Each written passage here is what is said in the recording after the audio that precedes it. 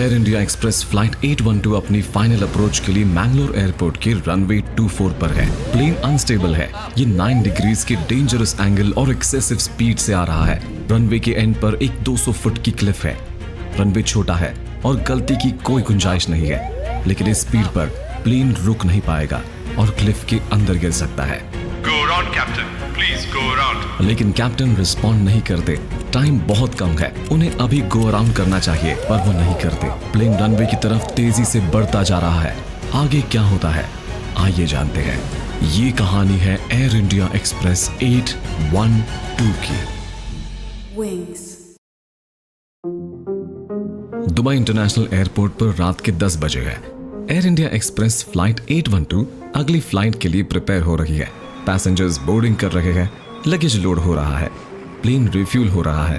Cockpit में captain और first officers अपनी सीट्स में सेटल हो रहे हैं। ये एक सिंपल 3 आवर का हॉप होना चाहिए मैंगलोर तक। कैप्टन इस एयरपोर्ट पर पहले 16 बार फ्लाई कर चुके हैं और फर्स्ट ऑफिसर ने यहाँ 66 बार लैंड किया है। लेकिन आज रात कुछ अलग लग रहा है। कैप्टन एक उबासी लेते हैं, स्टुवर्डेस को सिग्नल करते हैं और एक कॉफी मांगते हैं। वो सर्बिया में 2 वीक के ब्रेक से सिर्फ 2 दिन पहले वापस आए हैं। उनका बॉडी क्लॉक अभी तक सिंक में नहीं है। टाइम जोन्स उनकी नींद बिगाड़ रहे हैं। और असली बात यह है कि आज रात उन्हें फ्लाइट करना ही नहीं था। ये एक लास्ट मिनट चेंज था। कल ही एयर इंडिया एक्सप्रेस ने उन्हें कॉल करके कहा था कि वो एक कलीग की शिफ्ट ले। Okay, I'll do it. 2010 में air India express scheduling manually handle करता था, पेन और पेपर से, और ऐसे लास्ट मिनट चेंजेस रूटीन का हिस्सा थे। लेकिन इन चेंजेस का पायलट्स पर असर होता था। कभी कभी वो थके होते थे और उनकी जजमेंट धुंधली हो जाती थी। ये कहानी शुरू होती है मई 21, 2010 की रात को मैंगलोर इंटरनेशनल एयरपोर्ट पर। आज रात का प्लेन ये है। मैंगलोर से टेक ऑफ रात 9:35 PM पर, दुबई लैंड करना सुबह 1 बजे पर, दुबई से वापस टेक ऑफ 2:45 पर और मैंगलोर रिटर्न सुबह 6:30 तक। आसान लगता है ना? एक रूटीन फ्लाइट जो आप आंखें बंद करके भी कर लो। आज के कैप्टन है लाटको क्लूशिचा, एक 55 साल के सर्बियन नेशनल। वो उन चंद फॉरेनर पायलट्स में से एक हैं जो एयर इंडिया एक्सप्रेस के रोस्टर में है। कॉकपिट में उनके साथ बैठे हैं हरबिंदर अहलुवालिया, एक 40 साल के मुंबईकर। पीछे पैसेंजर्स के साथ हैं 4 केबिन क्रू मेंबर्स, लेकिन उनका आज की कहानी में कोई रोल नहीं होगा।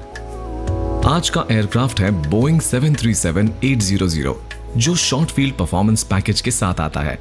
ये प्लेन शॉर्ट रनवेज वाले एयरपोर्ट के लिए डिजाइन किया गया है, जैसे यहाँ मैंगलोर का रनवे। प्लेन सिर्फ 3 साल पुराना है। जनवरी 2008 में एयर इंडिया एक्सप्रेस को डिलीवर हुआ था। आज की फ्लाइट मोस्टली रात में होगी और ज्यादा फ्लाइट उस टाइम विंडो में होगी जो सर्केडियन लो कहलाता है। सुबह 2 बजे से 6 बजे तक का टाइम, जब फटीग अपने पीक पर होती है और कंसंट्रेशन सबसे ज्यादा डिप करता है। Air India express DGCA Indian aviation authorities के रूल्स के मुताबिक सब पायलट्स के प्री फ्लाइट मेडिकल चेक्स करता है। लेकिन मैंगलोर में एक बड़ी दिक्कत है। यहाँ एयर इंडिया एक्सप्रेस के पास ना तो मेडिकल ऑफिसर है और ना ही कोई कॉन्ट्रैक्ट पे स्टाफ। मतलब मैंगलोर से डिपार्ट होने वाली फ्लाइट्स के लिए कोई प्री फ्लाइट मेडिकल चेक्स नहीं होते। DGCA के रूल्स मैंडेट करते हैं मेडिकल चेक्स, लेकिन उनके स्पेसिफिक रिक्वायरमेंट्स एम्बिगुअस हैं। एयरलाइंस इन्हें अपने तरीके से इंटरप्रेट करती है। इस केस में पायलट से सिर्फ ये बोला गया कि वो सेल्फ सर्टिफाई करे कि वो फ्लाई करने के लिए फिट है। कोई एक्चुअल मेडिकल टेस्ट नहीं किए गए। प्लेन फिर मैंगलोर से टाइम पर डिपार्ट करता है और आउटबाउंड फ्लाइट दुबई तक बिना किसी दिक्कत के कंप्लीट होती है। दुबई लैंड होने के बाद क्रू रिटर्न फ्लाइट के लिए 1 घंटे 22 मिनट की तैयारी करता है। क्विक टर्न अराउंड होने की वजह से दुबई में प्री फ्लाइट मेडिकल चेक की जरूरत नहीं होती। अजम्पशंस ये है कि पायलट्स को मैंगलोर में ऑलरेडी क्लियर कर दिया गया है, लेकिन आज ये अजम्पशन खतरनाक गलती है। और अब जब वो रिटर्न लेग के लिए टेक ऑफ की तैयारी कर रहे हैं, एक सवाल सामने है, क्या वो सच में फ्लाई करने के लिए फिट है? प्लेन अब दुबई के रनवे पर टेक ऑफ के लिए रेडी है। थ्रॉटल आगे पुश होता है, इंजन स्टार्ट होते हैं और प्लेन रात के अंधेरे में उड़ान भर लेता है। उसका डेस्टिनेशन है मैंगलोर। ऐसे शॉर्ट फ्लाइट्स में रिलीफ क्रूज की जरूरत नहीं होती।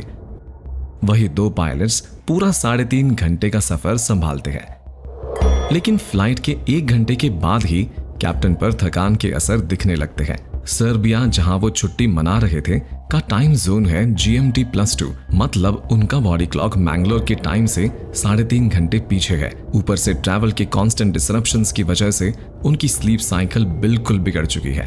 वो अपनी सीट पे पीछे लीन करते हैं और अपनी आंखें बंद कर लेते हैं। कुछ ही पलों में वो गहरी नींद में चले जाते हैं और कॉकपिट में बस स्नोरिंग की आवाज सुनाई देती है। अब कॉकपिट में एक ही पायलट काम कर रहा है। फर्स्ट ऑफिसर आहलुवालिया को अकेले ATC कम्युनिकेशंस और प्लेन का कंट्रोल संभालना पड़ रहा है। एक काम जो 2 लोगों के लिए डिजाइन किया गया है, अब एक ही इंसान कर रहा है। लेकिन अगर कोई एयरपोर्ट है जहां पर पूरा फोकस, प्रिसिजन और टीम वर्क क्रिटिकल है, तो वो है मैंगलोर। और इसका रीजन आइए जानते हैं। मैंगलोर एयरपोर्ट काफी अलग है और काफी चैलेंजेस के साथ आता है। सबसे पहले ये एक छोटी हिल के ऊपर बना है और इसके पास है एक टेबल टॉप रनवे, एक ऐसी रनवे जो हर तरफ से स्टीफ क्लिप्स से घिरी होती है। रनवे भी स्टैंडर्ड से पतला है, सिर्फ 150 मीटर वाइड। चैलेंजेस यहीं खत्म नहीं होते। रनवे एंड सेफ्टी एरिया अच्छी कंडीशन में नहीं है और उसमें प्लांट्स उग चुके हैं। और अगर ये काफी नहीं था तो रनवे 24 का एंड 250 फुट के स्टीप ड्रॉप पर खत्म होता है। यहाँ अगर प्लेन ओवररन करे तो सिर्फ रनवे से आगे निकलने का रिस्क नहीं होता, बल्कि क्लिफ के एज से गिरने की टेरिफाइंग पॉसिबिलिटी होती है। और icing on the cake, Mangalore area का कंट्रोल रडार काम नहीं कर रहा है। नॉर्मली एरिया कंट्रोलर प्लेन को डिसेंट क्लियरेंस देता है और फिर अप्रोच कंट्रोलर को हैंड ओवर करता है, लेकिन बिना रेडार के ये सिचुएशन और कॉम्प्लिकेटेड होने वाली है। मैंगलोर की कॉम्प्लेक्सिटी को देखते हुए एयर इंडिया एक्सप्रेस ने इस एयरपोर्ट को क्रिटिकल एयरपोर्ट क्लासिफाई किया है। इसका मतलब सिर्फ कैप्टन ही यहाँ लैंडिंग कर सकते हैं और फर्स्ट ऑफिसर सिर्फ पायलट मॉनिटरिंग की ड्यूटी करते हैं। ये बात भी इस स्टोरी में एक इंपॉर्टेंट रोल निभाएगी। एक डिफिकल्ट अप्रोच, एक क्लिफ साइड रनवे और रेडार डाउन होने की वजह से मैंगलोर एक ऐसी फ्लाइट क्रू मांगता है जो फुल्ली अलर्ट हो और टीम वर्क भी बेस्ट करे। लेकिन फ्लाइट 812 के कॉकपिट में फर्स्ट ऑफिसर डबल ड्यूटी कर रहे हैं और कैप्टन गहरी नींद में है।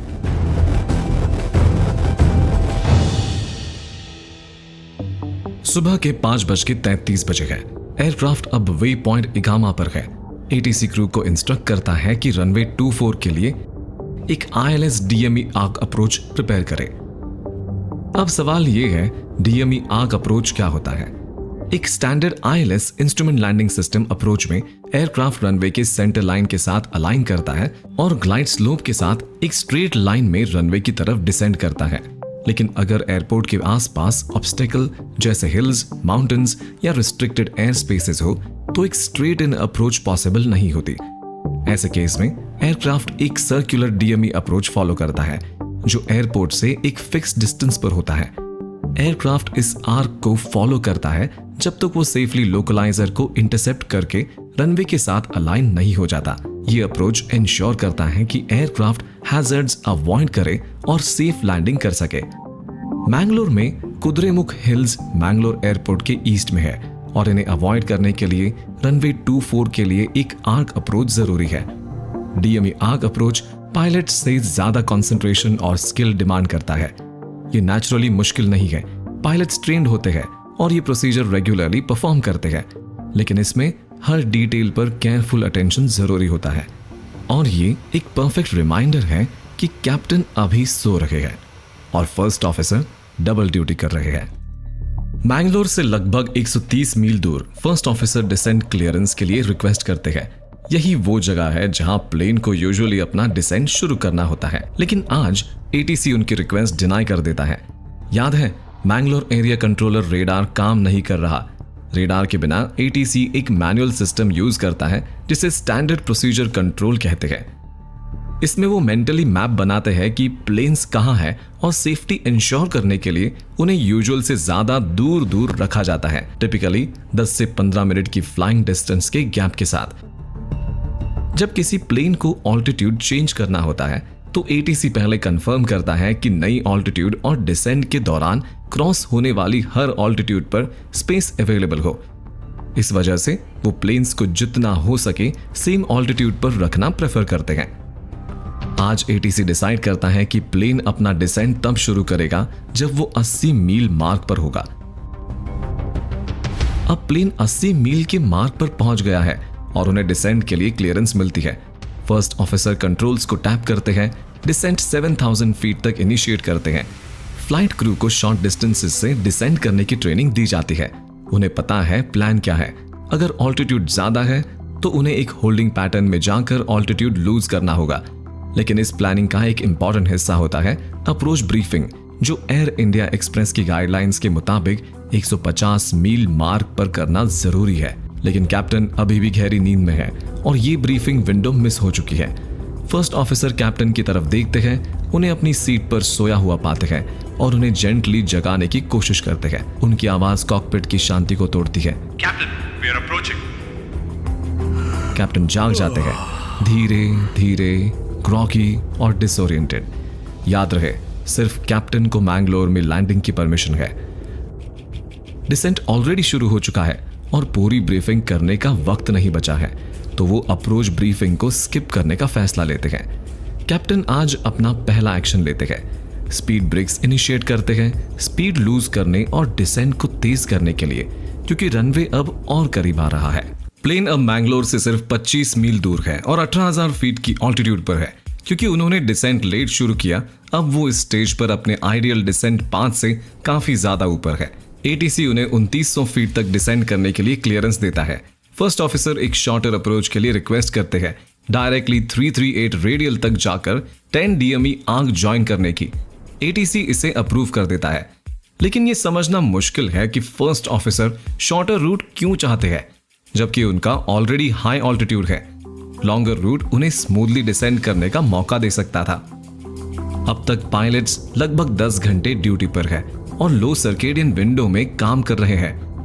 कैप्टन ग्लूसिका ज्यादातर साइलेंट है, बस कभी कभी यॉन करते हैं या गहरी सांस लेते हैं। लेकिन अब फर्स्ट ऑफिसर भी यॉनिंग शुरू कर देते हैं। फटीग दोनों पायलट्स पर असर कर रहा है। उनका बस एक ही एम है, अब लैंड करें, घर जाएं और एक अच्छी नींद लें। प्लेन 10 DME आर्क के एंट्री पॉइंट पर पहुंचता है। इस पॉइंट पर उन्हें 2900 फीट पर होना चाहिए था, लेकिन वे 10,500 फीट पर है।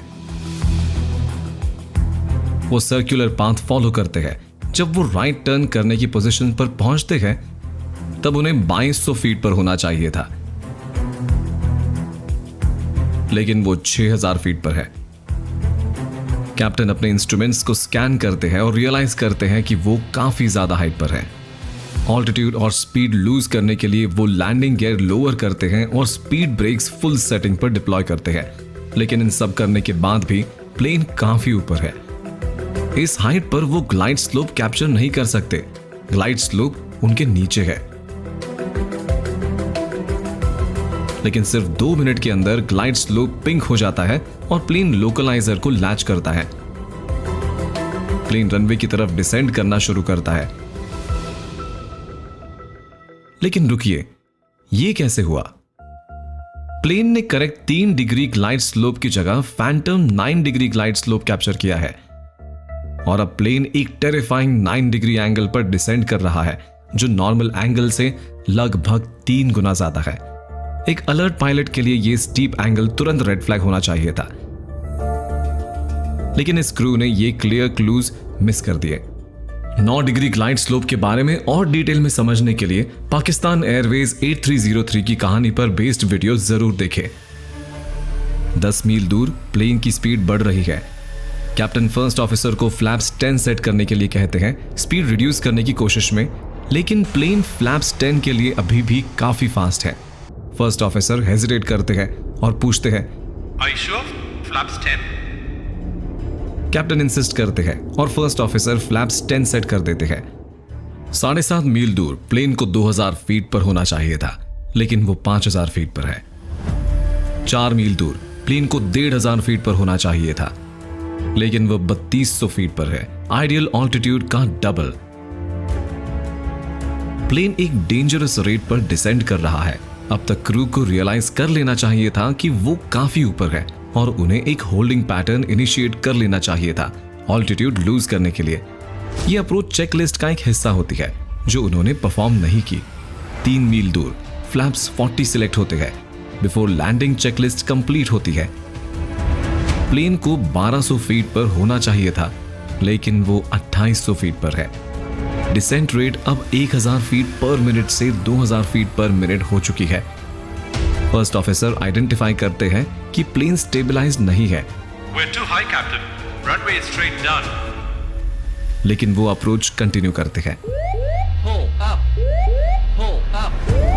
2 मील दूर कैप्टन ऑटो पायलट डिस्कनेक्ट करते हैं और मैनुअल कंट्रोल लेते हैं।